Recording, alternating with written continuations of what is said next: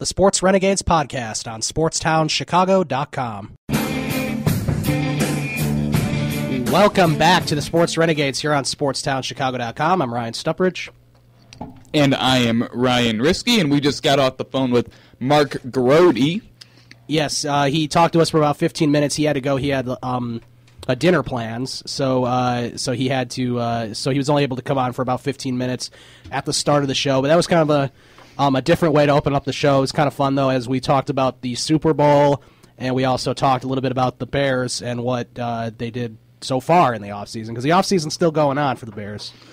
Yeah, and we were talking about the best move that the Bears made, and I don't really think that it was hiring John Fox or hiring any of these coordinators. I think the best move they made was firing Mark Trestman and every single moron that worked for that organization. Right, because anybody that was going to replace Mark Trestman and it's better. It doesn't Mel matter Tucker, who it, yeah, doesn't matter it didn't who matter it is. who it is, right? It doesn't matter who it is. They're already better. Granted, they're probably better off not having a head coach than having Mark Trestman. That's how bad he was. And a player-coached team. I mean, granted, maybe if he wasn't in the Canadian Football League and he was in the NFL as a coordinator for a while, he might have a better idea of how to be a head coach, except being a head coach of the CFL does not translate into the NFL. Not at all. I mean, the funny thing is, when they hired him, I didn't realize this, the Cleveland Browns had interviewed him and then opted not to hire him, which that kind of is depressing that the Cleveland Browns knew not to hire Mark Trestman. And the that Bears didn't come out until after, right? Didn't that take a long time for that to come out? Mm-hmm. Yeah, I mean, that's just disturbing that the Cleveland Browns, who fire their head coach every year, except for this year where they kept Mike Petit, that's just disturbing. They knew not to hire Mark Trestman, and they fire their coach every year because they keep swinging and missing. Right. Yeah. I mean, I don't know how Baltimore hires him as their offensive coordinator, but he might do a better job. Obviously, he'll be a better job not being in the head coach. Not being the head coach, and he's working with John Harbaugh now. But right. I don't know how good that is. Yeah, the only problem I have is that he was a horrible play caller. I mean, he was awful, horrendous play caller, and that's what the offensive coordinator does. John Harbaugh is, he'll have a play at the goal line, and Mark Trestman will be like, John, I think we should throw it here, and then he's like, no, we're going to run it, Mark. I could just see him doing that all the time to him. I mean, I just take away his play calling privileges, because you don't want to trust Mark Trestman calling plays. I mean, I've said it before. I think the job he's most qualified for is a quarterback's coach. And the only negative to not having him in the organization anymore is that you always knew your backup quarterback would be able to play well enough to keep you in the games where, I mean, no one saw Josh McCown putting up the numbers that he did. No. I mean, Jimmy Clausen looked really good. I mean, that's just the one, the only negative is that, the backup quarterback situation. You knew that it wasn't like with Lovey when we had our backup quarterbacks in that we already knew we were going to lose because they would have lost even if they had their starter in. Right. Where it was nice having a luxury, having all these Jimmy Clausen, Josh McCown, all these pretty decent backup quarterbacks. Having a Caleb Haney out there or something. So although he did a nice job in that NFC Championship game. I won't blame really any of the Caleb Haney's failures on him, considering the supporting cast he had with Khalil Bell at running back, Khalil Bell and Marion Barber at running back because Forte injured his MCL. His wide receiver corps were Roy Williams, Dane Sanzenbacher, Kellen Davis at tight end, Earl Bennett. I mean, and the worst offensive line in the league. It's really hard to say that it was all his fault, considering that awful supporting cast. I mean, that just makes you cringe thinking that was the supporting cast that the Bears had that year. That was definitely all defense and special teams there for the. I mean, that actually makes you cringe thinking about that. I know. I mean, that had to be the worst. I'm not sure if it was, but it was probably close to the worst ranked offense in the NFL for those seasons. I mean, and Jay Cutler was having a nice season before he injured his thumb against the Chargers. That's what happened to him,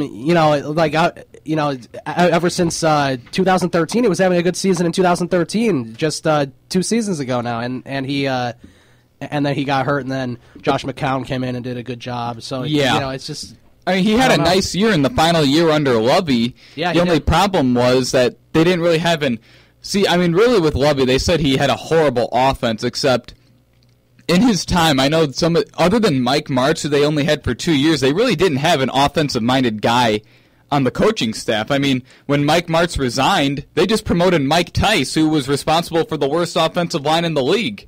Right. Like, that makes no sense. You need an offensive mind to run a good offense. You don't just promote a bad offensive line coach to be the offensive coordinator, and he did a horrible job. Oh, yeah. And the funny thing is, that entire offense that year was Brandon Marshall. That really was the entire passing offense was Brandon Marshall. And if you think about it more closely, if they don't fire Jerry Angelo, they don't have Brandon Marshall.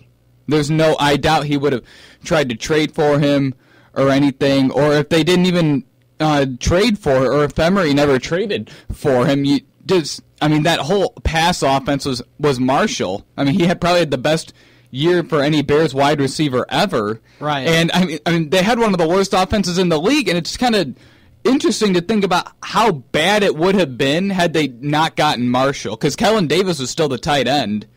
Yeah, that. I can't believe he was a tight end at one point. I don't know. I mean, I can't believe that he was on the Bears for as long as he was. I know, but that was all because we love you, Mike Martz. You were going to do whatever you want. You did really good with St. Louis, so you'll do really good here. And yeah. Well, the funny thing is, there was a couple guys that Mike Martz wanted to draft, and Jerry Angelo told him no. And obviously, Russell Wilson is one. So then Jerry Angelo went and drafted Chris Conte 2 picks later. And the other one was Randall Cobb. Mike Martz wanted Randall Cobb, and Jerry Angelo said no. Yeah. Well, that's Jerry Angelo, too. I mean, there was just so many problems, and now, obviously, it got worse when they hired the Mark Trestman and Mel Tucker staffs. But now, hopefully we're in the up direction now. I mean, it can only go up. It's pretty impossible for that offense to lose 5 games, or to only win 5 games again. So... Right, except I could see them going 8-8 maybe this first year, 7-9, 9-7. It depends on how Bears they're playing. Football. It's typical Bears mediocre football. Yeah, maybe they'll go. Maybe this year they'll be the teams that they were in. Just a few years ago with Lovie Smith, where they would, have a 10-6 record, but just miss out on the playoffs. So I could see that happening again too, possibly. The sad thing about that year they went 10-6 and missed the playoffs was they were a good team. I mean, that was a good team. That was in 2012, right, where where Detroit or Minnesota beat them on a tiebreaker. Right. I mean, that was annoying. And Green Bay, remember Green Bay lost to Minnesota in that final game of the season. Yeah. And then the Bears and Minnesota were both 10-6, except Minnesota had the better division record because of course the Bears lost to Green Bay twice and they lost to Minnesota once, where I think Minnesota had a 4-2 record against the division, and the Bears were 3-3. Right. Yeah. It all comes down to those division games, and the Bears aren't very good at beating their division. I mean, they're okay now at beating Minnesota, but I mean, they're okay. Minnesota's good now too. They're okay at beating Minnesota at home, and the funny thing is, in the Mark Trestman era against the division, year 1 they went 2-4. They beat Minnesota 31-30 in the second game of the season. Very convincing, right? That they can beat their division when you beat Minnesota by 1 point. And then they beat Green Bay without Aaron Rodgers and without Jay Cutler, which helped. I mean that you can't go and say, "Oh yeah, Mark Trestman beat Green Bay." Well, that's really not Green Bay if Aaron Rodgers gets knocked out with a broken collarbone on the first drive. So, and they almost lost. They almost lost that game too. They did. They did almost lose it. I remember. I know what you're talking about. But and then of course this year they went 1-5 and they beat Minnesota by a touchdown. Yep, that's how it goes.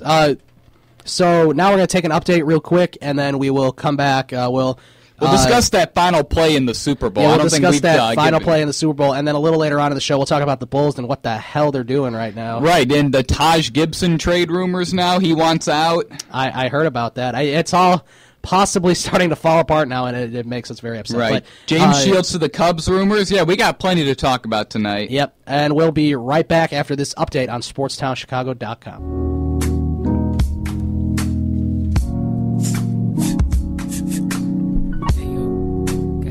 Welcome back to the Sports Renegades here on SportsTownChicago.com. I'm Ryan Stuprich. And I'm Ryan Risky. All right, let's sort of talk about that play in the Super Bowl. As, of course, I was rooting for Seattle, and I think Ryan Risky was rooting for New England. I wasn't rooting for anybody. Right. I just picked New England to win. You picked New England to win. I honestly didn't care who and, won. Yeah, I mean, I wasn't heartbroken that Seattle won by any means, but I do like them. I mainly like them because I like Russell Wilson. I'm not a huge fan of Pete Carroll. He's kind of a cheater, as he was in college when he was coaching USC and stuff. But I do like their team. I was rooting for them, but man, did they make a bad play call at the end, obviously. Yeah, I mean, I'm not so sure it was such an awful play call because, I mean, I get why they wanted to do it. They wanted to put the ball in. They wanted to make Russell Wilson the face of the franchise. And the guy was open, too, for a little bit until... The guy was open until... I mean, there wasn't pass interference, even though it was Lockett, right? It was Ricardo Lockett that the pass was intended for. Yes. He took a shot from the defensive back, Malcolm Butler, except... That's the guy who made the interception. Yeah, that's the guy who made the... Except it wasn't like he went and hit him. Malcolm Butler was going for the ball. He dove for the ball. And both of them went for the ball, and Butler was one that came up with it. Yeah. I don't think it was as bad of a play call as everyone's making it out to be. I think Bill Belichick's right. It's getting blown out of proportion. Except, I get why they did that. I mean, you have Marshawn Lynch, and I think that the one thing they should have recognized is that the Patriots were not in goal line defense. They had 3 cornerbacks on the field. Yes, they did. When you see that, you need to call an audible and run the ball.